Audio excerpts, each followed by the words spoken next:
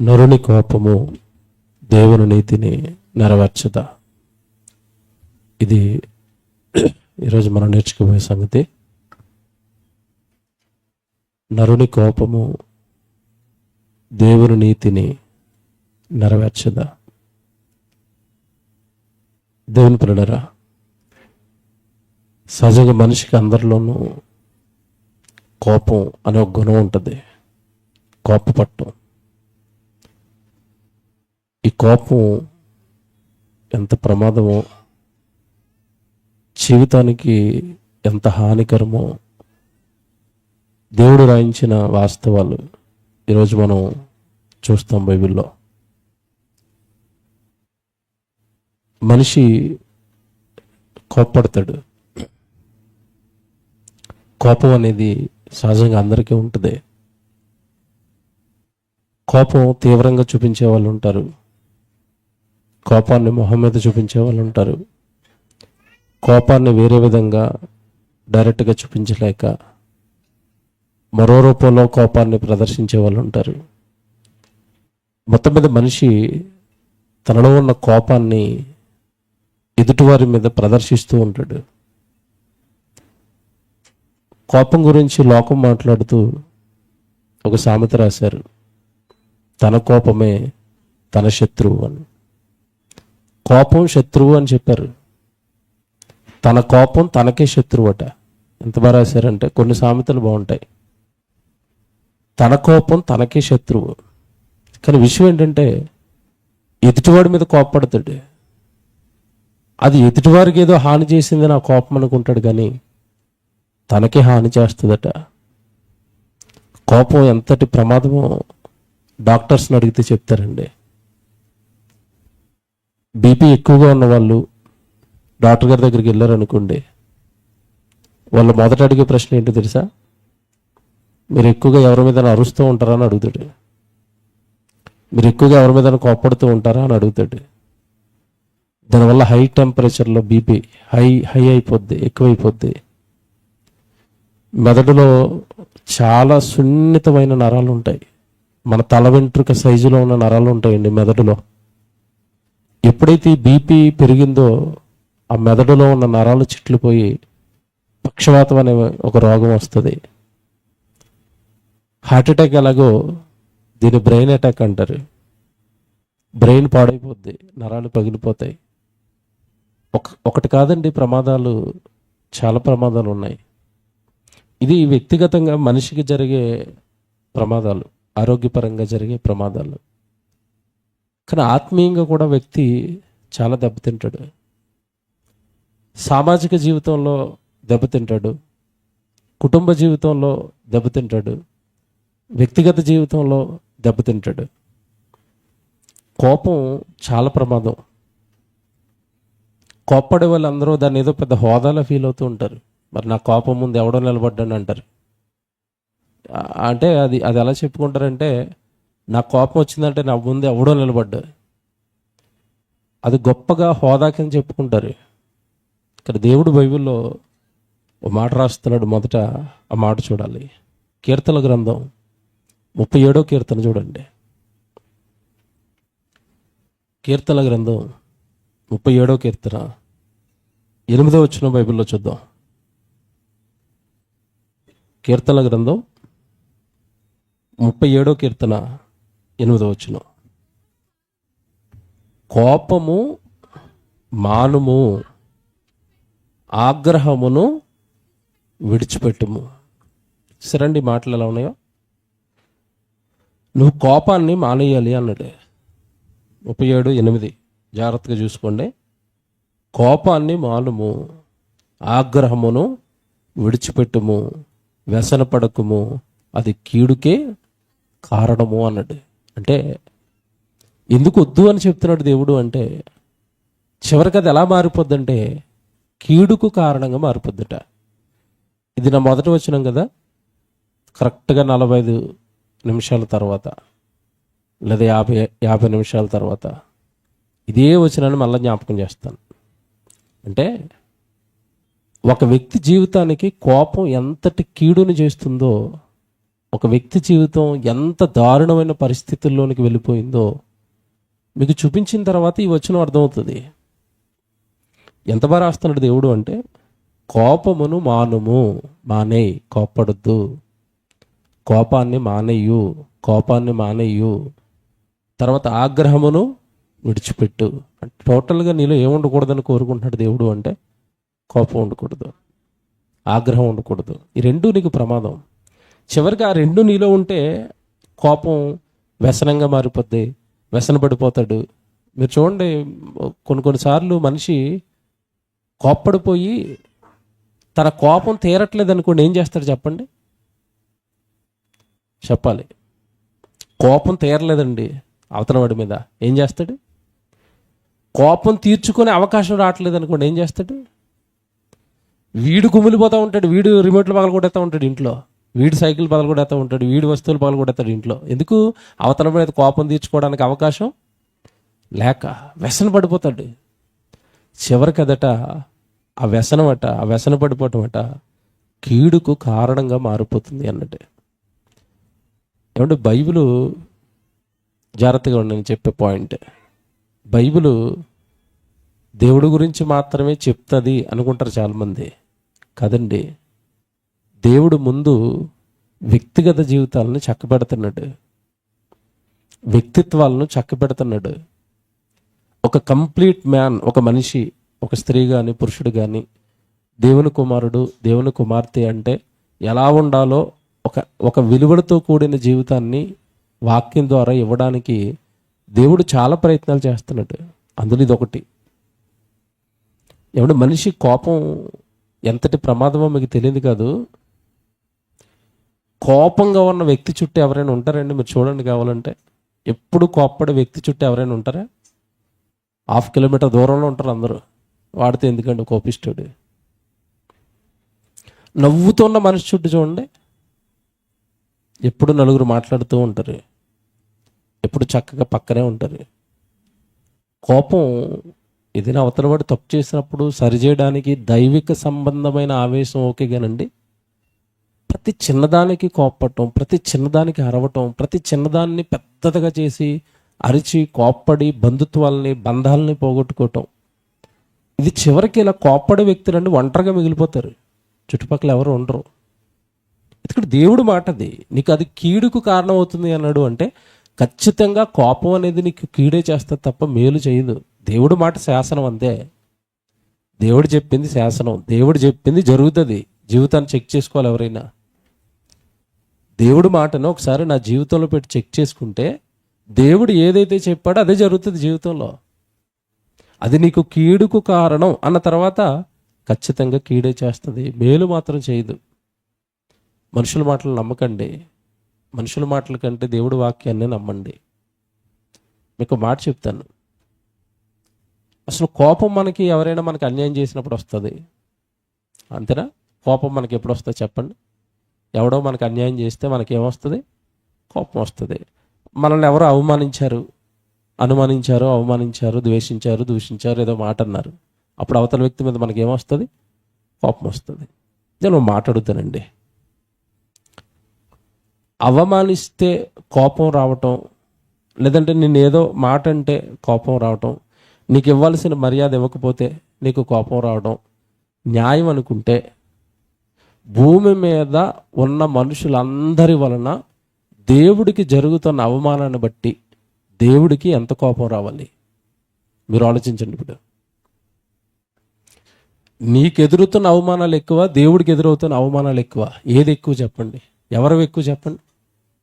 దేవుడివే కదండి. అసలు మర్యాద ఏదండి దేవుడికి? ఈరోజు దేవుడికి మర్యాద ఏది? దేవుడికి భయపడేవాడు ఏడి? దేవుడు అంటే వణికిపోయేవాడు ఏడి? మరి అంత అవమానిస్తున్న ప్రజలు దేవుడు తన కోపాన్ని ఏం చేస్తున్నాడు అంటే అణుచుకుంటున్నాడట. బైబిల్లో రాయబడిన మాట ఏంటో తెలుసా? నేను నా కోపాన్ని అణుచుకుంటున్నానని రాశాడు. అణుచుకుంటున్నాడట, ఆయనకి కోపం వస్తుందట. మనమైతే ప్రదర్శించేస్తున్నాం కోపాన్ని, దేవుడు తన కోపాన్ని ప్రదర్శిస్తే భూమి అంతా లైవ్ అయిపోద్దండి, ఎవరు బతకరండి. ఆయన కోపానికి ఈ భూమి తట్టుకోలేదు, ఆయన కోపానికి మనుషుడు అన్నవాడు తట్టుకోలేడు, తట్టుకునేంత శక్తి మనిషికి లేదు. కనుక నాకు కోపం వస్తే ఎక్కడ పిల్లలు నాశనం అయిపోతారోనని తన కోపాన్ని దేవుడట అణుచుకుంటున్నాడట. 78వ కీర్తనకి రండి, ఇక్కడే 78వ కీర్తన 38 చూడండి. 78వ కీర్తన 38వ వచనం చూడండి.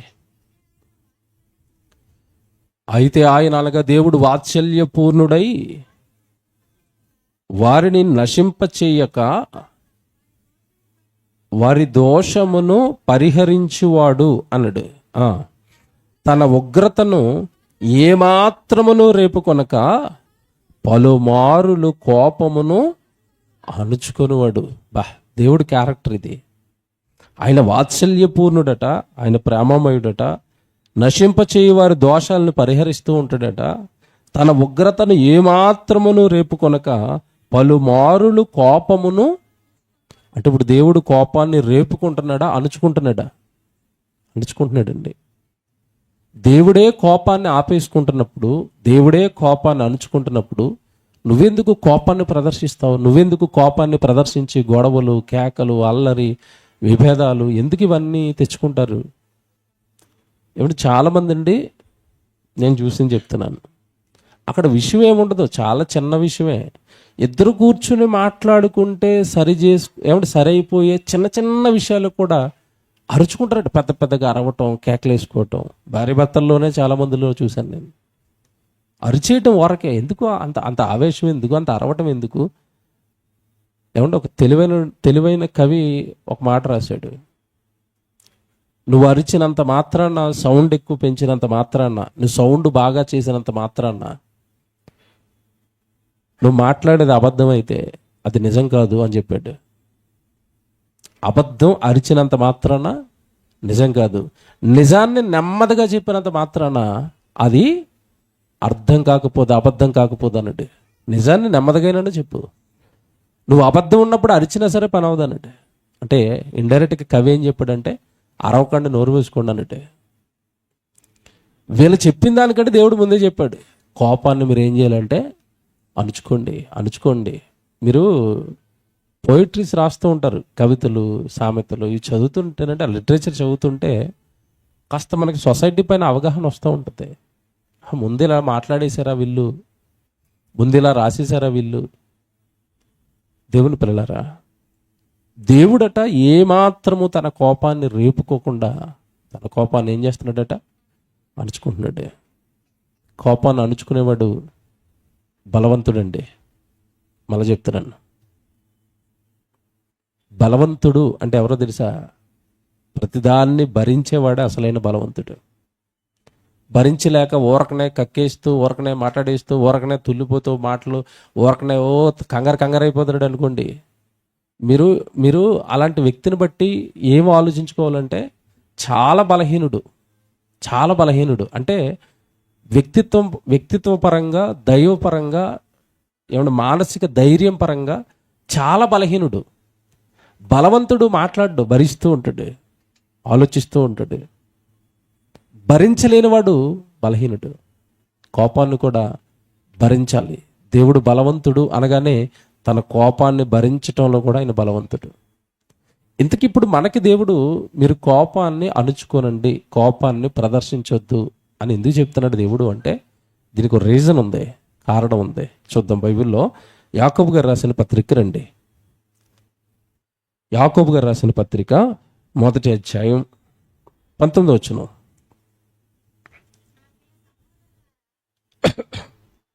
యాకోబు గారు రాసిన పత్రిక 1వ అధ్యాయం 19వ వచనం, 20వ వచనం, 21, ఈ 3 వచనాలు చూద్దాం.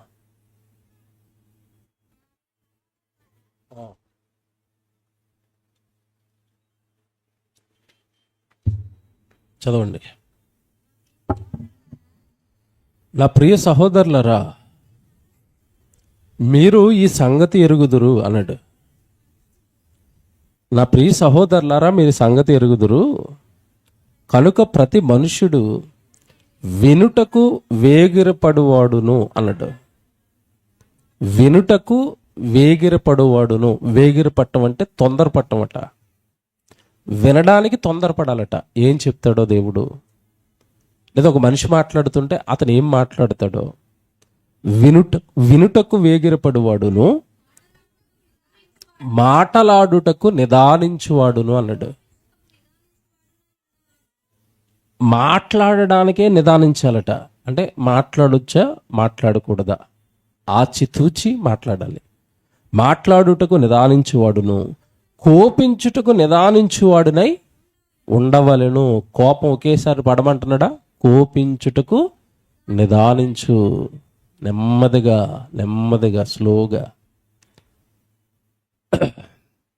కోపం అనేదండి ఆ క్షణం వచ్చేస్తుంది. ఎవరినో ఎదురుకుండా ఉన్న వాళ్ళు మొత్తం శుభ్రం తిట్టేస్తాం, మాట్లాడేస్తాం. వాళ్ళు బాధపడి ఏడ్చుకుంటూ ఇంటికి వెళ్ళిపోతారు. విషయం ఏంటి తెలుసా? ఆడు వెళ్ళిపోయినోడు ఆ మాట మర్చిపోయినా, ఆ కొద్దిసేపు ఏడ్చి వదిలేసిన, ఇప్పుడు మన వల్ల వాళ్ళు ఏడ్చారు అని నీకు జ్ఞాపకం వచ్చిన ప్రతిసారి నువ్వు ఏడుస్తావు. మనసున్నవాడైతే నేను అందరికీ జరగదు ఇది. నా వలన ఒకరు ఏడ్చారు నా కోపం వలన అన్నది గుర్తొచ్చిన ప్రతిసారి బాధేస్తూ ఉంటుంది. అనవసరంగా అన్నావేమో అనటం ఎందుకు? ఆ నొప్పి తెచ్చుకోవటం ఎందుకు? ఆ బాధ తెచ్చుకోవటం ఎందుకు? ఆరోగ్యాలు పోగొట్టుకోవటం ఎందుకు? ఏమండి, ఎప్పుడైతే మనసు స్టెబుల్గా ఉండదో, ఏదైనా ఒక దాని గురించి ఆలోచిస్తూ ఎప్పుడైతే మనసు స్టెబుల్గా ఉండదో అన్నం తినాలనిపించదు. సరిగా మనం చేస్తున్న పని సరిగా చేసుకోలేము, కుటుంబాన్ని సరిగా కాచుకోలేము, కుటుంబంలో సరిగా ఉండలేము, వ్యక్తులతో సరిగా ఉండలేము, చాలా ప్రమాదాలు జరుగుతాయి. కనుక ఎంత దేవుడు ఇవన్నీ మన జీవితంలో జరుగుతున్నవి ఇవన్నీ ముందుగానే గమనించి, ఇదిగో మీరు మాట్లాడేటప్పుడు నిదానించాలి, కోపపడుట కూడా మీరు నిదానించాలి అన్నడ. 20వ వచనం చూడండి. ఎందుకనగా, ఇది ఇక్కడ ఉంది విషయం. ఎందుకనగా అంటే అర్థం ఏంటంటే, ఎందుకు నేను ఈ మాటలు చెప్తున్నాను మీకు తెలుసా? కోపగించటానికి నిదానించు అని నీతో ఎందుకు చెప్తున్నానో తెలుసా? ఎందుకనగా నరుని కోపము దేవుని నీతిని నెరవేర్చదు. ఇదండి ఇక్కడ ఉంది సమస్య. అంటే ఇప్పుడు కోపం వల్ల జరిగే ప్రమాదం ఏంటంటే, కోపం వల్ల వచ్చే డ్యామేజ్ ఏంటంటే, నరుడికి వచ్చే కోపం అట దేవుని నీతిని నెరవేర్చదట. దేవుని నీతి అనగానే ప్రతి పదానికి అర్థాలు తెలియాలి. నీతి అనగానే అబ్రహాము దేవుణ్ణి నమ్మెను, అది అతనికి నీతిగా. అబ్రహాము దేవుణ్ణి నమ్మెను, అదే నీతి. అంటే అబ్రహాం ఏమి నమ్మాడు? దేవుడు మాట్లాడిన ప్రతి మాట నమ్మాడు. నీతి అంటే అర్థం ఏంటి తెలుసా? దేవుడి వాక్యం అండి. దేవుడి ధర్మశాస్త్రమే నీతి, దేవుడి వాక్యమే నీతి. దాన్ని నమ్మి అబ్రహాం ఎలా మారిపోయాడు? నీతిమంతుడిగా మారాడు. ఓకే, ఇప్పుడు జాగ్రత్తగా వినాలి. నరుని కోపము దేవుని నీతిని నెరవేర్చదంటే అర్థం ఏంటంటే, నీ కోపం వాక్యాన్ని నెరవేర్చకుండా నీ జీవితాన్ని నాశనం చేస్తుంది అన్నాడు. బాగా ఆలోచించాలి, ఇక్కడ ఉన్న విషయం. నీకొచ్చే కోపం దేవుడి వాక్యాన్ని నీ జీవితంలో నువ్వు నెరవేర్చకుండా, వాక్యపు నెరవేర్పు నీ జీవితంలో జరగకుండా అడ్డుకునేది ఏదైనా ఉందంటే కోపం. కోపపడినోళ్ళట దేవుడి వాక్యాన్ని నెరవేర్చలేరట. ఎవరైతే బాగా కోపాన్ని రేపుకుంటూ ఉంటారో వాళ్ళు దేవుడి వాక్యాన్ని నెరవేర్చలేని వారిగా మారిపోతారు. దేవుడి వాక్యాన్ని పాటించలేని వారిగా మారిపోతారు. దేవుడి వాక్యాన్ని జీవితంలో అన్వయించుకోలేని వారిగా మారిపోతారు. కోపం చాలా ప్రమాదం అండి. కోపం చాలా ప్రమాదం. మీకు తెలియదు అది. దానివల్ల జరిగే డ్యామేజ్ కానీ, దానివల్ల ఏమండి, మీకు మాట చెప్తాను. నా అంచనా ప్రకారం అండి, కోపంలో ఉన్నవాడు, మందు తాగినవాడు ఇద్దరు ఒకేలా బిహేవ్ చేస్తారు. కావాలంటే మీరు చెక్ చేసుకోండి. అవునా కదా? బాగా కోపంతో ఊగిపోతున్నవాడు, మందు తాగినవాడు ఇద్దరు ఒకేలా బిహేవ్ చేస్తారు. వాడు ఏం చేస్తున్నాడో వాడికి తెలియదు, వీడు ఏం చేస్తున్నాడో వీడికి తెలీదు. కోపంలో బ్రెయిన్ పనిచేయదండి. తప్ప రైటా, అనొచ్చా అనకూడదా, ఎదురుగా ఉన్నది తల్ల చెల్ల సహోదరుడా సేవకుడికి ఏం తెలియదు. ఎందుకంటే దేంట్లో ఉన్నాడు? కోపంలో ఉన్నాడు. అలాగే మత్తులో ఉన్నాడు చూడండి, మద్యం తాగేసినాడు, వాడికి ఏం తెలియదు, అనొచ్చా అనకూడదా. ఏమన్నా మందు తాగేసినాడు ఏమన్నా తిన్నగా ఉంటాడా, మాట వింటాడా? అంటే మందు తాగిన వాడు, కోపంలో పీక్లో ఉన్నవాడు, వీళ్ళిద్దరూ ఒకటే. ఏం చేస్తున్నారో వాళ్ళకే తెలీదు. మీరు చూడండి, మర్డర్ జరిగిపోయిన తర్వాత జైల్లో పెట్టేసిన తర్వాత ఖైదీని ఇంటర్గేట్ చేస్తున్నప్పుడు పోలీసులు, ఎందుకురా నువ్వు మర్డర్ చేసావంటే ఏమంటాడు తెలుసా? చెప్పండి, మీరు ఏమంటారు చెప్పండి? ఏదో ఆవేశంలో చేసేసానండి. దేంట్లో చేసాడట? ఆవేశం అని అణుచుకుంటే మర్డర్ జరిగేదా? జరగదు. మర్డర్ జరగకపోతే ఇటు జైలుకి వెళ్తాడా?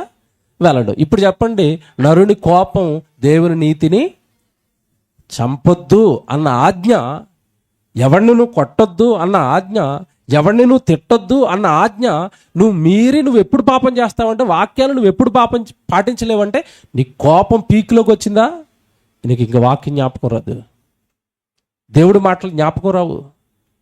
వాక్యము, బాగా వినండి, వాక్యము పాటించలేని స్థితికి మనిషిని తీసుకుని వెళ్ళిపోయేది కోపం. కోపపడిన వాడు వాక్యాన్ని పాటించలేడు.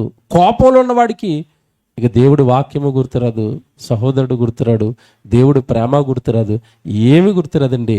కోపం పాపం చేయిస్తుందండి.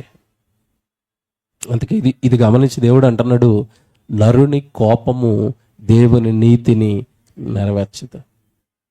మీరు బైబిల్లో చూడండి, కోపపడిన వాళ్ళందరి జీవితాలు సర్వనాశనం అయిపోయినాయి తెలుసా?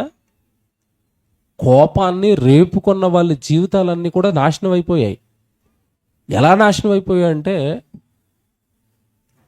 వ్యక్తిగత జీవితం ఎలాగో నాశనం అయిపోద్ది. మీకు ఇందాక చాలా ఉదాహరణలు చెప్పాను. కోపోద్రేకి చుట్టూ ఎవరు ఉండరండి. స్నేహితులు ఉండరు, పెద్దగా సహోదరులు ఉండరు, ఎవరు ఉండరు. కోపోద్రేకి చుట్టూ ఎలాగో వ్యక్తిగత జీవితం అనేది పాడవుతుంది. పెద్ద దెబ్బ ఎక్కడ తగులుతుంది అంటారండి, ఈ కోపపడే వాళ్ళకి పెద్ద దెబ్బ ఎక్కడ తగులుతుందంటే, దేవుడు చాలా అసహించుకుంటాడండి. దేవుడికి కోపంతో ఊగిపోతున్న వాళ్ళంటే చాలా అసహ్యం దేవుడికి. అసలు దేవుడు సహించుకోలేడు, అసలు దేవుడు దాన్ని భరించుకోలేడండి. ఎలా చెప్తారంటే, బైబిల్లో ఈ కోపం, ఉద్రేకం ఉన్న వాళ్ళ గురించి కొన్ని మాటలు రాశాడు దేవుడు. సామెతల గ్రంథానికి రండి. దేవుడికి నచ్చదు ఈ కోపం అని మీరు అలా చెప్తారంటే, దేవుడు రాస్తున్నాడు చూడండి ఎలా రాస్తున్నాడో. సామెతల గ్రంథం 29వ అధ్యాయం 11వ వచనం చూడండి. సామెతల గ్రంథం 29వ అధ్యాయం ఏమండి 11వ వచనం. బుద్ధిహీనుడు తన కోపమంతా కనపరచును, జ్ఞానము గలవాడు కోపమును అణుచుకొని దానిని చూపకుండును. అంటే ఇప్పుడు చూపేవాడు గొప్పవాడు అంటున్నాడా, చూపని వాడు గొప్పవాడు అంటున్నాడా? చూసారా బైబిల్ ఎలా ఉందో. 11వ వచనం, బుద్ధిహీనుడు తన కోపమంతా కనబరుచును. అంటే ఇప్పుడు కోప్పడుతున్నాడు, కోప్పడుతుంది అంటే మీరు పక్కన టిక్కెట్టుకోవాలా. ఏం టిక్కు? బుద్ధిహీనుడు, బుద్ధిహీనురాలు. ఊరకే కోప్పడిపోతే అది డిగ్రీ కాదు, అది దేవుడి మాటలకు అగెనెస్ట్, అది దేవుడి ఆలోచనలకి, దేవుడి ఉద్దేశాలకి వ్యతిరేకం. అది బుద్ధిహీనులట ఊరకనే తన కోపమును కనపరుచును, జ్ఞానము గలవారు కోపమును అణుచుకొని దానిని చూపకుండును. కోపం చూపించకూడదట, కోపం కనపరచకూడదట. కాబట్టి నిజంగా మీరు ఈ మాటలన్నీ హృదయంలో పెట్టుకుని కనపరచొద్దు కోపాన్ని, అణుచుకోమని ఇందాక మీరు చదివిన మాట 37:8 కూడా, అది కీడు కారణమైపోద్ది, అణుచుకోమని చెప్పాడు కదా.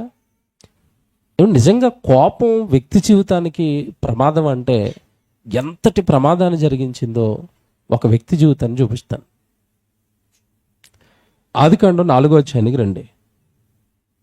ఆదికాండం 4వ అధ్యాయం 3వ వచనం చదువుదాం బైబిల్లో. ఆదికాండం 4వ అధ్యాయం 3వ వచనం అండి. ఇది మీరు జాగ్రత్తగా ఆలోచించాలి, సందర్భం ఆలోచించాలి. కయ్యూను సందర్భం. హవ్వ కయ్యూను కన్న తర్వాత చాలా సంతోషపడింది. దేవుడి దయ వలన నేను ఒక మనుషుని సంపాదించుకున్నాను అన్నది. కానీ వాడు పెరిగి పెద్దవాడైన తర్వాత వాడు చక్కగా సేద్యగాడు అయ్యాడు, భూమిని సేద్యపరుచుకుంటున్నాడు. తనకు తమ్ముడు పుట్టాడు తర్వాత, హేబేలు. గొర్రెలు మేపుకుంటున్నాడు, చక్కగా మందలను మేపుకుంటున్నాడు. ఇద్దరు పెరుగుతున్నారు. ఈ పెరుగుతున్న క్రమంలో దేవుడికి అర్పణ ఇవ్వాలి అన్న ఆలోచన వచ్చి ఇద్దరు అర్పణ ఇచ్చారు. అర్పణలో హేబేలు అర్పణ దేవుడు అంగీకరించాడు. కారణం ఏంటంటే శ్రేష్టమైన మంచి పట్టుకెళ్ళాడు దేవుడికి. అది నచ్చి దేవుడికి హేబేలును అంగీకరించాడు, కయ్యూనును అంగీకరించలేదు. కయ్యూను అర్పణ దేవుడు అంగీకరించకపోయేసరికి కయ్యూనుకు కోపం ఎవరి మీద వచ్చింది అంటే హేబేలు మీద వచ్చింది. నేను మాట్లాడుతానండి, ఇక్కడ నాకు అర్థం కానిది ఏంటంటే అర్పణ స్వీకరించినది ఎవరు? కోపం వస్తే ఎవరి మీద రావాలి? ఆడికి తెలుసు కోపం వస్తే తొక్కి నారదీస్తాడండి. ఎవరి మీద వస్తే అది. ఇప్పుడు దేవుడి మీద చూపించలేక అది ఎవరి మీద చూపిస్తానండి? మీరు చూడండి, అప్పుడప్పుడు ఆఫీసులో బాస్ తిడతాడు భర్తనే, ఆడు తిరిగి బాస్ని ఏమనలేడు. ఆ కోపం అంతా గుండెల నిండా పెట్టుకుని నన్ను తిట్టాడు, అందరి ముందు నన్ను తిట్టాడు. ఇంటికి రాగానే అమాయకురాలకు ఆవిడ దొరుకుతుంది. ఎవరు? భార్య. అంతే, ఆవిడ టీ కాస్త చల్లగా పట్టుకొచ్చింది అనుకోండి, అంతేనండి, ఇంక స్టార్ట్ చేస్తారండి. ఇప్పుడు ఇంతకీ ఈ కోపం ఈవిడ మీద ఆ బాస్ మీద చెప్పాలా? చూసారా ఎలాగుందో? ఇది ఎక్కడో బరస్ట్ అవ్వాల్సింది ఎక్కడో బరస్ట్ అవుతుంది అనమాట. ట్యూబులో గాలి టైప్ అండి ఇది. కోపం ట్యూబులో గాలి టైపు, ఎక్కడో పంచర్ అవుతుంది, ఎక్కడో బరస్ట్ అవుతుంది. తిట్టిందేమో బాస్, ఆయన తిట్టలేడు కదా, తిడితే వెంటనే గెట్ అవుట్ అంటాడు. ఉద్యోగంలో తీసేసి రోడ్డు మీద పడిపోతాం, భయం. కనుక ఆ కోపాన్ని అక్కడ చూపించలేక ఎక్కడ చూపిస్తారు? ఇంట్లో పిల్లల మీద, ఇంట్లో భార్య మీద. ఇదే వీరత్వం అనుకుంటారు. ఏమండి, మన కింద ఉండేవాళ్ళు మనం ఏదైనా పడుతున్న వాళ్ళ మీద కోప్పడుతున్నామంటే అది వీరత్వం కాదండి, చేతకానితనం. అది చేతకానితనం. భరించేవాడు, దాచుకునేవాడు, కాచుకునేవాడు, లోపల పెట్టుకుని కోపాన్ని కూడా భరించుకుంటూ పరిస్థితులను చక్కబెట్టేవాడు బలవంతుడు. ధీటుగా నాయకత్వానికి, లేదంటే కుటుంబ నాయకత్వానికో, కంపెనీ నాయకత్వానికా, దేనికైనా సరే కోపాన్ని ప్రదర్శించావా కంపెనీ పోయిద్ది, కొలాప్స్ అయిపోద్ది. చుట్టూ ఉన్న ఎంప్లాయీస్లో ఒక రకమైన భావన ఏర్పడుతుంది, వాళ్ళు మనకు సపోర్ట్ చేయరు. లీడర్షిప్ క్వాలిటీస్ అని ఉంటాయి, చదువుకోండి, నెట్లో గూగుల్లో సెర్చ్ చేసుకోండి. లీడర్షిప్ క్వాలిటీస్ అంటే ఏంటంటే, లీడర్ అనేవాడు ఎంప్లాయీ తప్పు చేసినా సరే అరిచే, ఏమంటే వాడి మీద కోప్పడి, వాడి అందరి మధ్యలో వాడిని తిట్టి, వాడిని హేళన చేయటం వల్ల వాడు ఏదో గొప్పగా పనిచేసేస్తాడు అనుకుంటారు కానండి, వీళ్ళు ఆ పగను పెంచుకుంటాడు లోపల. నాకు అబ్దుల్ కలాం గారు తెలుసు కదా మీకు, మనకి రాష్ట్రపతిగా చేశారు. ఆయన అంతకుముందు సైన్సిస్ట్, మీకు తెలుసు అందరు ఆయన గురించి. ఆయనది ఒక పుస్తకం చదివాను నేను. నాకు ఎంత బాగా అనిపించిందంటే, ఆయన చెప్పిన విషయం ఎంత బాగా అనిపించిందంటే, వీళ్ళ టీం అండి ఒక ప్రయోగం చేస్తూ ఉన్నారు రాకెట్ ఎగరేయడానికి అంతరిక్షంలోకి. వీళ్ళకి టీంకి ఒక హెడ్ ఉన్నాడు, బాస్. ప్రాజెక్ట్ చేశారు, వేల కోట్ల రూపాయలు ఖర్చు పెట్టారు. కరెక్ట్గా ఎగరేసే టైంకి ప్రాజెక్ట్ ఫెయిల్ అయిపోయింది, కొన్ని కోట్ల రూపాయలు వృధా అయిపోయినాయి. ఎప్పుడు కూడా ఒక ప్రాజెక్ట్ ఫెయిల్ అయిన తర్వాత గవర్నమెంట్కి సమాధానం చెప్పాలి, ఎందుకంటే గవర్నమెంట్ బడ్జెట్ ఇస్తుంది. మేము ఇంత బడ్జెట్ ఇచ్చాం కదా, ఎందుకు ఫెయిల్ అయిపోయిందని గవర్నమెంట్ను అపోజిషన్ వాళ్ళు టార్గెట్ చేస్తూ ఉంటారు. ఇదంతా వాళ్ళు హ్యాండిల్ చేయడానికి గవర్నమెంట్ ఏం చెప్తుందంటే, ఎప్పుడైనా ఒక ప్రాజెక్ట్ ఫెయిల్ అయిపోతే మీరు మీడియా సమావేశం పెట్టండి, ఎందుకు ఫెయిల్ అయిపోయిందో ఎక్స్ప్లెయిన్ చేయండి, మా మీద ప్రెజర్ తగ్గుతుందని గవర్నమెంట్ వాళ్ళతో మీడియా సమావేశం పెట్టిస్తుంది. కలాం గారు చెప్పిన మాట నాకు అసలు భలే ఆశ్చర్యాన్ని కలిగించిందండి. నిజానికి ఏంటంటే, ప్రాజెక్ట్ ఫెయిల్ అయిపోయిన తర్వాత దానికి హెడ్ ఉన్నాడట, ఆయన పేరు అది చెప్పాడు. ఆయన దగ్గరికి వచ్చాడట, దగ్గరికి వచ్చి, నాయన ప్రాజెక్ట్ ఫెయిల్ అయిపోయింది కదా. నిజానికి బాస్ ఫెయిల్ అయిపోతే ఏం చేయాలి చెప్పండి? కోప్పడాలి, అరవాలి వాళ్ళ మీద, ఎందుకు ఇలా నాశనం చేశారు, నేనేం చెప్పుకోవాలి పై వాళ్ళు, కానీ అరవాలి. కానీ అరవలేదటండి. అరవకుండా ఏం చెప్పాడు తెలుసా?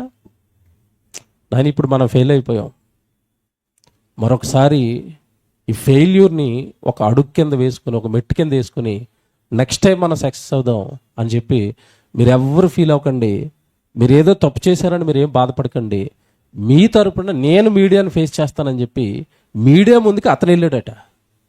అతను వెళ్ళి, ఇది మా ఫెయిల్యూరు, నా ఫెయిల్యూరే ఇది, కొంచెం చిన్న చిన్న పొరపాట్లు జరిగినాయి, నెక్స్ట్ టైం బాగా చేస్తాం, నెక్స్ట్ టైం ఖచ్చితంగా ఎగరేస్తాం అని చెప్పి మీడియాని అడ్రస్ చేసి వస్తాడట.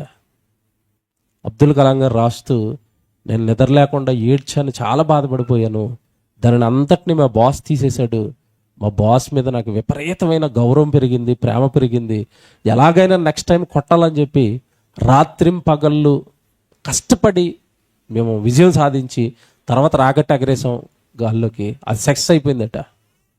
ఇప్పుడు సక్సెస్ అయిపోతే ఎవరు వెళ్ళాలి చెప్పండి? మళ్ళీ సక్సెస్ అయిన మీడియా సమావేశం ఉంటుంది, మళ్ళీ ఎవరు వెళ్ళాలి? బాసే వెళ్ళాలి. ఇక్కడ ట్విస్ట్ ఏంటి తెలుసా? బాస్ అన్నాడట, ఈసారి విజయం సాధించారు కదా, మీరు ముందుకెళ్ళండి, మీడియా ముందుకు అన్నాడట. అసలు నాకు మతిపోయిందండి. ఫెయిల్యూర్ వస్తే నేను వెళ్తాను, సక్సెస్ వస్తే మీరు వెళ్ళండి మీడియా ముందుకి, మేము సాధించామని గొప్పగా చెప్పండి అన్నాడట. దట్ ఈస్ ద లీడర్షిప్ అన్నట్టు. నాయకత్వ లక్షణాలు అవి. ఎవడైనా తప్పు చేస్తే వాడు వెనకాల వేసుకొని ముందు నిలబడితే నాయకుడు, వాడికి వెన్నుదన్నుగా ఉంటుంది, ధైర్యంగా ఉంటుంది. అలాంటి తప్పు వాడి జీవితంలో మరొకసారి చేయకుండా పైకి రావడానికి ట్రై చేస్తాడు. ఊరకనే కోప్పడి అరవటం వల్ల ఏమి జరగవండి, జరగవు. ఏది జరిగినా ప్రేమతో జరగాలి, ఏది జరిగినా సఖ్యతతో జరగాలి, ఏది జరిగినా ఆలోచనతో జరగాలి, ఏది జరిగినా వివేకంతో జరగాలి, ఏది జరిగినా చక్కగా వాక్యానుసారంగా పరిశుద్ధాత్మ ప్రేరణతో ప్రార్థన చేసుకుని అవి చక్కగా వాక్యానుసారంగా అన్నీ బాగుంటాయండి. ఊరకనే కోప్పడి అరిచి అది చేసి ఇది చేసి ఏమవుదో. ఇప్పుడు కయ్యని జీవితం నాశనం అయిపోవడానికి గల కారణం అండి, ప్రధానమైన మైనస్ అండి కయ్యనికి విపరీతమైన కోపిష్టి. ఎవరి మీద కోప్పడాలి అంటే దేవుడు అర్పణ తీసుకోలేదు కనుక దేవుడి మీద కోప్పడాలి. కానీ వాడికి అంత సీన్ లేదు, తెలిసి దేవుడు అంటే ఏంటో. ఆ కోపాన్ని కాస్త ఎవరి మీదకి తిప్పాడు? హేబేలు మీదకి తిప్పాడు. నీ అర్పణ దేవుడు తీసుకున్నాడు, నా అర్పణ దేవుడు తీసుకోలేదు. ఇప్పుడు ఈ పగ, జాగ్రత్తగా వినండి, పగ ఊరకనే ఎవరి మీద పగ పట్టారండి. పగకు ముందు ఒక ఇన్సిడెంట్ జరుగుతుంది, జాగ్రత్తగా వినాలి ఇది. హేబేలు మీద కయ్యను పగ పట్టేశాడు. ఈ పగకు ముందేం జరిగిందంటే ఈ అర్పణ ఇవ్వటం, అర్పణ తీసుకోకపోవటం దేవుడు, అది కాస్త కయ్యను మీద కోపం ప్రారంభమైంది. కయ్యనుకు హేబేలు మీద కోపం ప్రారంభమైంది. జాగ్రత్తగా వినాలి. కోపము లోపల ఉంచుకుంటే కోపము ఉండి ఉండి ఉండి కోపం కాస్త పగగా మారుతుంది. అందుకే మీరు రాసుకుని తర్వాత చదువుకోండి. ప్రసంగ గ్రంథం 7:9 రాసుకుని తర్వాత చదువుకోండి. అక్కడ ఏమంటాడంటే దేవుడు, బుద్ధిహీనుల అంతరింద్రియముల యందు కోపము సుఖనివాసము చేయును అంటాడు. అసలు ఎంత పెద్ద మాట తెలుసండి అది. బుద్ధిహీనుల అంతరింద్రియముల యందు కోపము సుఖనివాసం చేస్తుందట, సుఖంగా పడుకుందట. ఏం పడుకుంది? కోపం. అసలు దేవుడు అంతరింద్రియాలు పెట్టింది కోపం పడుకోవడానికి కాదు, ఎవరు ఉండడానికి తెలుసా? వాక్యం ఉండాలని అంతరింద్రియాలు పెట్టాడు దేవుడు. కానీ అందులో మనిషి ఏం పడుకోబెట్టాడట? కోపాన్ని. అలా నిలువెల్లా తన శరీరం నిండా, హృదయం నిండా, ఆలోచనల నిండా కోపాన్ని ఎప్పుడైతే నింపుకుంటున్నాడో కోపము కొద్ది రోజులకే పగగా మారుతుంది. పగ నేరస్తుడిగా మనిషిని మార్చేస్తుంది. ఇప్పుడు కయ్యని జీవితం చూద్దామే. మీరు ఇంత చదువుకున్న 4వ అధ్యాయంలో 3వ వచనం చూడండి ఒకసారి. 3వ వచనం, కొంతకాలమైన తర్వాత ఇదంతా చెప్పాను కదా. 5వ వచనం చదువుదాం. 5వ వచనం, కయ్యను అతని అర్పణను లక్ష్య పెట్టలేదు కాబట్టి కయ్యనుకు మిక్కిలి కోపము వచ్చి అతడు తన ముఖమును చిన్నబుచ్చుకొనగా. కోపం రాగానే మొహం ఏమైపోద్దట? ఏమన్నా కోపం వచ్చిన మొహాన్ని కనిపెట్టచ్చా? దేవుడు ఇంటిచ్చాడు ఇక్కడ. ఏంటి చెప్పండి హింట్? నవ్వుతుంటే బొగ్గలు ఇలా వస్తాయండి. చూడండి నా మొహం ఎలాగంటే ఇలాగ ఈ 2 పైకి లేచి కొంచెం బాగుంటుంది, లావుగా గుండ్రంగా. కోపం వచ్చింది అనుకోండి ముడిచిపోద్ది ఇలాగా. కయ్యనుగాడు మొహం కూడా ఏమైపోయిందట? లక్క పెడతలా చిన్నది అయిపోయింది అనమాట. మీరు మనిషితో మాట్లాడుతున్నప్పుడు వీడు కోపంగా ఉన్నాడా సంతోషంగా ఉన్నాడా? సార్ మొహం చూడండి, గుండ్రంగా ఇలా లేచి ఉన్నాయనుకోండి ఇవి, అబ్బా బాగున్నాడు వీడు. మీరు వాట్సాప్లోనండి అట్లా ఏమంటారు కింద ఎమోజీస్ చూసారా? ఆ నవ్వుతున్నది ఒకటి, ఏడుతున్నది ఒకటి. ఎలా చేశారు వాళ్ళు? మనిషి ముఖాన్ని చూసే తయారు చేశారు. నిజంగా ఈ కయ్యనికి మిక్కిలి కోపం వచ్చిందట. ముఖం ఏమైపోయిందట? నవ్వుతూ ఉండాలి కదా, సంతోషంగా ఉండాలి కదా, ఆనందంగా ఉండాలి కదా. కోపం రాగానే నీ మొహం పాడైపోద్ది. ఇండైరెక్ట్గా దేవుడు చెప్పాడు అనమాట, మొహం పాడైపోద్ది. నెక్స్ట్ చూడండి, ముఖము చిన్నబుచ్చుకొనగా యెహోవా కయ్యనుతో, నీకు కోపం ఎలా? ఎందుకు కోపడుతున్నావు? ఏమంటే నిజంగా మీరు ఇందా చదువుకున్నారు చూసారు, కీర్తన గ్రంథంలో కోపం వద్దని కానీ, సామెతల గ్రంథంలో కోపం వద్దు కానీ, ఈ మాటలన్నీ చెప్పక మునుపు కదండి ఇది జరిగిపోతున్నది. ఎక్కడో ఆదిలో కదండి ఇది జరిగిపోతున్నది. నీకు కోపమేలా, చూసారా, నీకు కోపమేలా, ముఖమును చిన్నబుచ్చుకున్నావేమి, నీవు సత్క్రియ చేసిన ఎడల తలనెత్తుకొనవా, సత్క్రియ చేయని ఎడల వాకిట పాపము పొంచి ఉండును. ఇది మీరు అండర్లైన్ చేసుకోండి. ఎప్పుడైతే కోపంతో మనిషి ఊరేగిపోతూ ఉంటాడో, కోపాన్ని హృదయం నిండా నింపుకుంటాడో, అప్పుడటండి మనిషి సత్క్రియలు చేయలేడట. అంటే దేవుడు పనిచేయలేడండి. కోపంతో పగతో రగులుతున్నవాడండి దేవుడు పనిచేయలేడండి. దేవుడు పని చేయాలన్న ఆలోచనలు ఉండవండి. ఎందుకంటే హృదయం అంతా కూడా ఎప్పుడైతే కోపం నిండిందో మనసు నిండా చెడ్డ తలంపులు వస్తాయి, చెడ్డ ఆలోచనలు వస్తాయి, చెడ్డవి ఆలోచిస్తాడు తప్ప మంచి ఆలోచించుకోలేడు. కోపంలో ఉన్నవాడు మంచిని ఆలోచించలేడు, కీడుని ఆలోచిస్తాడు, చెడుని ఆలోచిస్తాడు. కనుక కోపము కయ్యను జీవితానికి ఎంత హాని చేసిందంటే దేవుడు వద్దని చెప్పాడు అక్కడికి. నీకు కోపమేలా కయ్యను, నీకు కోపమేలా అన్నాడు. కోపాన్ని వదలలేదు. కోపము కాస్త పగగా మారింది. పగ కాస్త హేబేల్ని ఏం చేసింది? చంపేసింది. ఆ తర్వాత కయ్యను జీవితం ఏమైందో మీకు తెలియదు కాదు. దేవుడి నుంచి దూరం అయిపోయి, దేవుడి సన్నిధి నుంచి దూరం అయిపోయి అతని జీవితం నిండా ఎంతటి చీకటి అలుముకుందో మీకు తెలియదు కదండి. కనుక దేవుడు చక్కగా ఆత్మీయ జీవితాలను చక్కబెట్టడానికి, ఆత్మీయ జీవితాలను బాగు చేయడానికి ఈ మాటలన్నీ రాస్తున్నాడు. కోపం పగగా మారుతుంది, పాపంగా మారుతుంది, వద్దు. ఇది ఎక్కడ చెప్పాడంటే ఆది కాండంలో కయ్యంతో చెప్పాడు. చక్కగా అలా ముందుకు వచ్చేసరికి ఇశ్రాయేలుకి ఆజ్ఞలు ఇస్తున్నాడు కదా, ఆజ్ఞలు ఇస్తున్న టైంలో ఒక ఆజ్ఞగా దీన్ని రాసి పెట్టాడు. లేవికాండం చూడండి ఒకసారి. లేవికాండం 19వ అధ్యాయం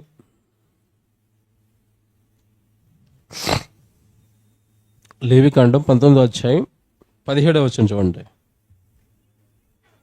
లేవికాండం 19వ అధ్యాయం 17వ వచనం. నీ హృదయములో నీ సహోదరుని మీద పగపట్టకూడదు, సహోదరుడి మీద పగపట్టకూడదు. నీ పొరుగువాని పాపము నీ మీదికి రాకుండానట్లు నీవు తప్పక వాళ్ళని గద్దింపవలను. కీడుకు ప్రతి కీడు చేయకూడదు. నీ ప్రజల మీద కోపముంచుకొనక నిన్ను వలె నీ పొరుగువానిని ప్రేమింపవలను. చూసారా, నీ పొరుగువాని మీద కోపముంచుకొనక నిన్ను వలె నీ పొరుగువానిని ప్రేమింపవలను. మొదట చూసారా, మీరు చదువుకున్న స్టార్టింగ్ వర్డ్ చూసారా ఎంత బాగుందో. 17వ వచనంలో నీ హృదయములో నీ సహోదరుడి మీద పగపట్టకూడదు అన్నాడు. పగ ఎప్పుడు వస్తుందంటే కోపమే పగగా మారుతుంది. కయ్యను హృదయంలో ముందు కోపం స్టార్ట్ అయింది. ఆ కోపం కాస్త హేబేలు మీద పగగా మారింది. ఎంత బాగుంది చూసారా, వచనాలు కరెక్ట్గా ఎలా రాసుకుంటూ వెళ్తున్నాడు చూసారా. అన్ని కాలాల్లోనూ ఇది చెప్తున్నాడు చూడండి.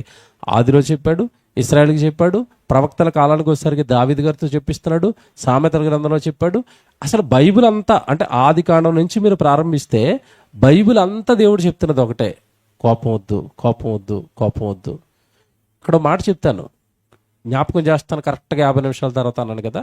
మన మొదటి రెఫరెన్స్ ఏంటి చెప్పండి. 37:8 కీర్తనలో మీరు ఏం చదువుకున్నారు? కోపము మానుము, ఆగ్రహమును విడిచిపెట్టుము, వ్యసనపడకుము. అది కీడుకే కారణమవుతుందంటే ఆ కోపము, ఆ ఆగ్రహము, ఆ వ్యసనము నీ మీదకి ఏం తెస్తుంది అన్నాడు? కీడు. ఇప్పుడు కయ్యని జీవితానికి అప్లై చేయండి ఆ రెఫరెన్స్. ఆ కోపము, ఆ ఆగ్రహము మంచి చేసిందా, కయ్యని జీవితానికి చెడు చేసిందా, కీడు చేసిందా? మీరు చెప్పండి. కీడుకే కారణము. నవ్వుతూ ఉంటే మొహం బాగుంటుందండి, నవ్వుతూ ఉంటే ఆరోగ్యంగా ఉంటామండి, నవ్వుతూ ఉంటే నలుగురు మన చుట్టూ ఉంటారండి, నవ్వుతూ ఉంటే దేవుడు ఆనందపడుతూ ఉంటాడండి. కోపము, పగ, ద్వేషము, ఈర్ష్య, మత్తదలు ఇవి ఎప్పుడైతే హృదయంలో నిండిపోయాయో అతను జీవితం బాగుందండి. అనుకున్నవి ఏమీ చేయలేం, దేవుడి కోసం చేయలేం. మొదట మళ్ళీ చెప్తాను, దేవుడి కోసం చేయలేం. అందుకే ఇక్కడ కరెక్ట్గా రాస్తున్నాడు, నీ హృదయములో నీ సహోదరుని మీద పగపట్టకూడదు. కోపం ఉంచావా నెమ్మదిగా అది ఎలా డెవలప్ అవుతుందంటే కోపంగా, కోపం ఎలాంటిదంటేనండి, క్యాన్సర్ లాంటిది. క్యాన్సర్ స్టార్టింగ్ స్టేజ్ ఉంటుంది చిన్నగా ఉన్నప్పుడు. హాస్పిటల్కి వెళ్ళామనుకోండి, ఫస్ట్ స్టేజ్లో ఉన్నప్పుడు దాన్ని కట్ చేసేస్తాడు ఆ కంతి, లేదా అక్కడ ఉన్న కీమో చేస్తాడు. చిన్నగా ఉంది కనుక క్యాన్సర్ పోయిద్ది. అలా కాకుండా ఏం లేదంటే చిన్నదే కదా అని వదిలేసామనుకోండి, ఆ చిన్నది కాస్త ఏమవుతుంది, సెకండ్ స్టేజ్, తర్వాత థర్డ్ స్టేజ్, తర్వాత ఫోర్త్ స్టేజ్. ఇంక వైద్యం ఉంటుందా, టపకట్టడం. క్యాన్సర్ కూడా అలాంటిదే. చిన్నగా ఉన్నప్పుడు లేపేసుకున్నాం అనుకోండి, మనసు ప్రశాంతంగా ఉంటుంది, ఏముండదు. ఆ చిన్నదాన్ని అలాగే ఎక్కడో గీతలాగా ఉంచుకున్నాం అనుకోండి, దానికి చిన్న చిన్న ఇన్స్టెంట్లు యాడ్ అవుతూ ఉంటాయి. మీకు అర్థమయ్యేటట్టుగా ఎలా చెప్పాలి, నాకు చర్చిలో ఎవరి మీద కోపం ఉంది అనుకుందాం, ఏదో మాట అనేసాడని నా చెవిలో పడింది, అతను నేను కోపంగా మనసులో పెట్టుకున్నాను. మనసులో పెట్టుకున్నప్పుడు ఒక రోజు తర్వాత తీసేయాలి, అంతే కదా. కోపం ఎప్పుడు పోవాలని బైబిల్ చెప్పింది, సూర్యుడు అస్తమించే లోపు కోపం కూడా ఏమైపోవాలి, అస్తమించాలి. అది కాకుండా నాకు అలాగే ఉండిపోయింది అనుకోండి లోపల, అతడు ఏం చేస్తున్నా సరే నాకు నచ్చదండి. ఇక మీరు బాగా గమనించుకోండి దీన్ని. మనకు ఒక వ్యక్తి నచ్చనప్పుడు అండి, అతను ఏం చేసినా నచ్చదు.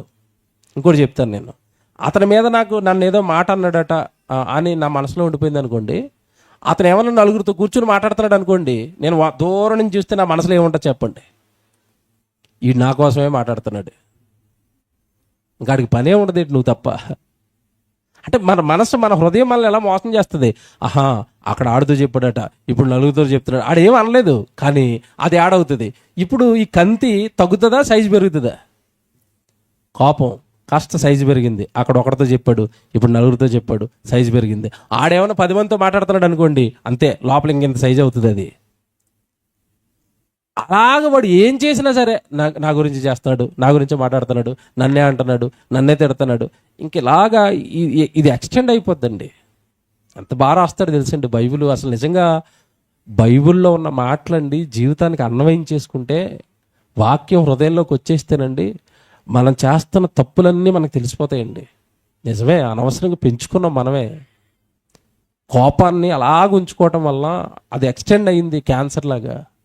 కోపం ద్వేషంగా మారింది, ద్వేషం పగ నేను ఏదో ఒకటి చేయాలన్న దగ్గరికి దాన్ని తీసుకొచ్చేసింది. అదే స్టార్టింగ్ స్టేజ్లో తీసేసుకుంటే, దాన్ని ఆ కోపంగా ఉన్నప్పుడే తీసేసుకుంటే, ఆ కోపాన్నే తీసేసుకుంటే, నీ హృదయములో నీ సహోదరుని మీద పగ పట్టకూడదు అన్నాడు. అంటే పగ పట్టే స్టేజ్కి, క్యాన్సర్లో థర్డ్ స్టేజ్కి కోపం నిన్ను తీసుకుని వెళ్ళిపోయింది అన్నాడు.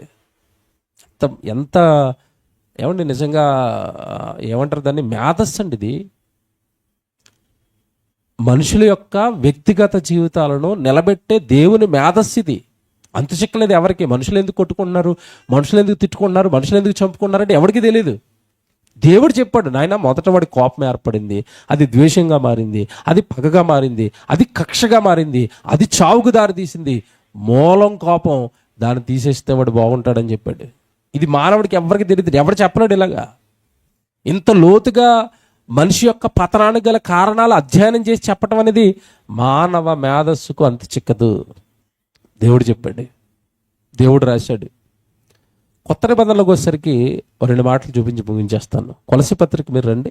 కొత్త నిబంధనలో కూడా సంఘాలకు పౌలు గారు ఉత్తరాలు రాస్తూ పత్రికల్లో ఏం చెప్తున్నాడో చూద్దాం ఒకసారి.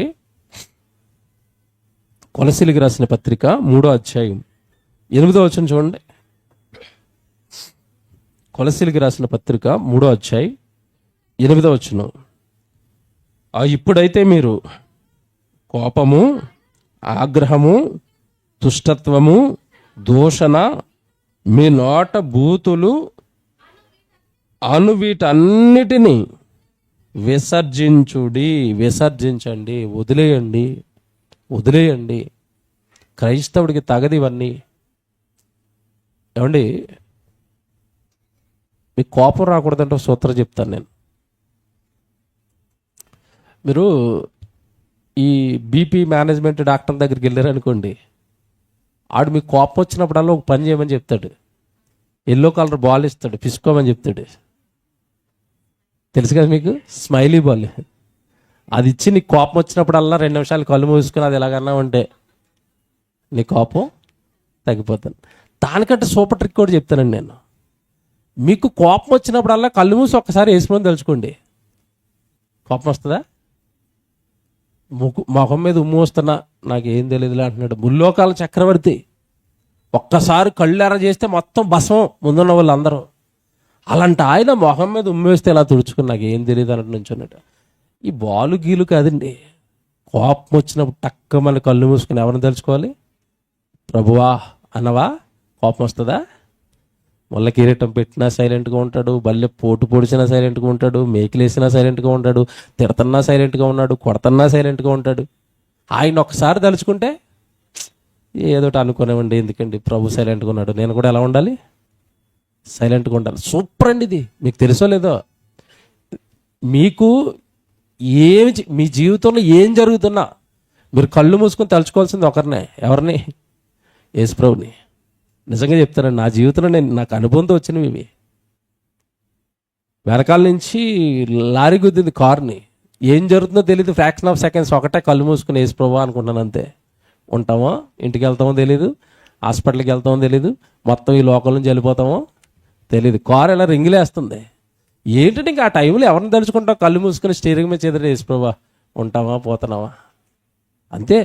మీ జీవితంలో ఏం జరిగినా ఒక్కసారి కళ్ళు మూసుకొని ప్రభువా అనండి. కోపం మటుమాయవండి, ద్వేషాలు మటుమాయవండి. ఏదో కొంతమందికి ఏమంటారంటే ఇది నాకు సరిగ్గా ధైర్యం లేదండి, మానసికంగా ఏదో నేను నెమ్మదిగా లేనండి, మానసికంగా నేను బాగలేనంటే ఒకసారి కళ్ళు మూసుకుని యేసు ప్రభువాను. ఆయన శ్రమలు, ఆయన కష్టాలు, ఆయన కన్నీళ్ళు ఎదుర్కొన్నాడు, ఆయన ఈరోజు నా వెనకున్నాడు. నాకేంటని నీకు వచ్చే ధైర్యం అంతా ఇంత కాదు. ప్రతిదానికి సింగిల్ ఆన్సర్ అండి. ఎవరు అంటే యేసు ప్రభు. కోపం ఆయన జీవితంలో చూస్తారా మీరు? అసలు కోప్పడాలంటే ఎంత అవకాశం ఉంది ఆయన కోప్పడడానికి? ఎక్కడైనా కోప్పడ్డా? కోప్పడలేదండి. కనుక క్రీస్తును చూడండి, విశ్వాసమునకు కర్తయు దానిని కొనసాగించువాడనైనా యేసు వైపు చూచుచు అని ఉంటుంది. ఎవరి వైపు చూడాలట? చూడు యేసు వైపు. ఒక్కసారి యేసు వైపు చూడు. కళ్ళు మూసుకొని ఒక్కసారి యేసు వైపు చూడు. ఈ బాళ్ళు ఎందుకు, ఈ పిసకడాలు ఎందుకు, బీపీలు ఎందుకండి మనకి? శుభ్రంగా యేసుప్రభు జ్ఞాపకం వచ్చాడంటే అన్నీ పోతాయి. కనుక నరుని కోపం దేవుని నీతిని నెరవేర్చదు. ఏం చేయమన్నాడు తెలుసా? తిమోతి పత్రిక రండి, పక్క పత్రికకి. తిమోతి పత్రిక వస్తే 2వ అధ్యాయంలో 8వ వచనం చూడండి.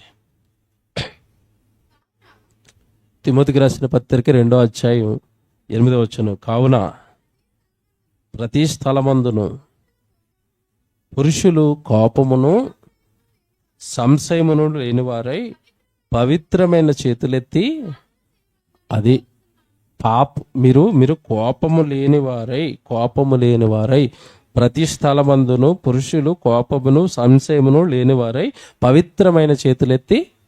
అంటే కోపం వచ్చిన ప్రతిసారి ఏం చేయమని చెప్పాడు చెప్పండి ఇప్పుడు దేవుడు? ఇందా నేను చెప్పింది ఇదే. ఆడేమో బాల్ ఎట్టుకోమన్నాడు, దేవుడు ఏం చేయమంటున్నాడు? ఒక్కసారి కళ్ళు మూసుకుని పైకి చేతులెత్తి ఏం చేయాలట? ప్రార్థన చేయండి. ప్రార్థన చేస్తే కోపం తగ్గుతుందా తగ్గదా?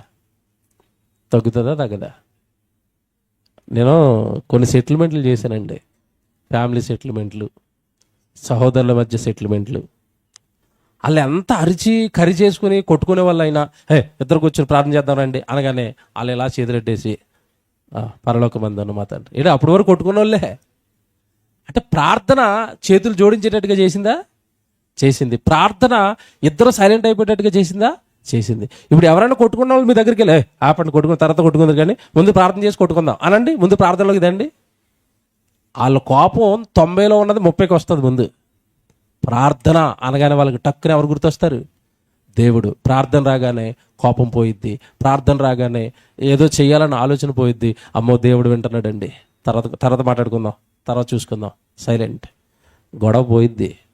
ఎంత మంచి సూత్రాలు ఉంటాయి తెలుసండి బైబిల్లో. ఇప్పుడు ఇంట్లో ఎప్పుడైనా ఫైటింగ్ అయిపోతుంది అనుకోండి, మీకు సూత్రం ఏంటి చెప్పండి? తెలివైన వాళ్ళు అయితే ఇద్దరిలో ఒకరు భార్య భర్తలకు ఫైటింగ్ అయిపోతుంది, ఆగండి, ముందు ప్రార్థన చేసుకుందాం, తర్వాత ఫైటింగ్ ఆడదాం. ముందు ప్రార్థనకు రండి, తర్వాత ఫైటింగ్ చేస్తారేగా? చెప్పండి. దేవుడిచ్చే సూత్రాలు భలేగా ఉంటాయండి. ఎవరిద్దరి మధ్యలో గొడవ అవుతున్నా ముందు అక్కడ ప్రార్థన చేయండి. ఇంకెక్కడ ఫైటింగు, ఇంకెక్కడ గొడవ, ఇంకెక్కడ కేకలు, ఇంకెక్కడ అరుపులు, సమస్తము సమాధానపరచబడుతుంది. కనుక కోపం అండి, మళ్ళీ చెప్తున్నాను, జీవితంలో మీరు ఎప్పుడు కూడా కోపం డ్యామేజ్, కీడు, నాశనం తప్పండి మీ జీవితానికి ఏం మేలు చేయదు. ప్రశాంతత లేని జీవితాన్ని తెచ్చిపెడుతుంది మీకు. ఎందుకంటే చుట్టూ శత్రువులే ఉంటారు. ఇక వాళ్ళ గురించి ఆలోచించుకోవడం సరిపోద్ది. నీ జీవితం గురించి నువ్వేం ఆలోచించుకోలేవు, నీ కుటుంబం గురించి ఆలోచించలేవు, నీ పిల్లల గురించి ఆలోచించలేవు, నీ ఆత్మీయ జీవితం గురించి ఏమో ఆలోచించలేవు. ఎందుకంటే నీ కోపం నీకు శత్రువుగా మరి నీ చుట్టూ శత్రువులను తయారు చేసింది. అందుకే దేవుడు అంటాడు, అందరితో సమాధానముగా ఉండుటకు ప్రయత్నించండి అన్నట్టు. కనుక కోపము దేవుని నీతికి అడ్డుగా మారిపోతుంది. నరుని కోపము దేవుని నీతిని నెరవేర్చదు.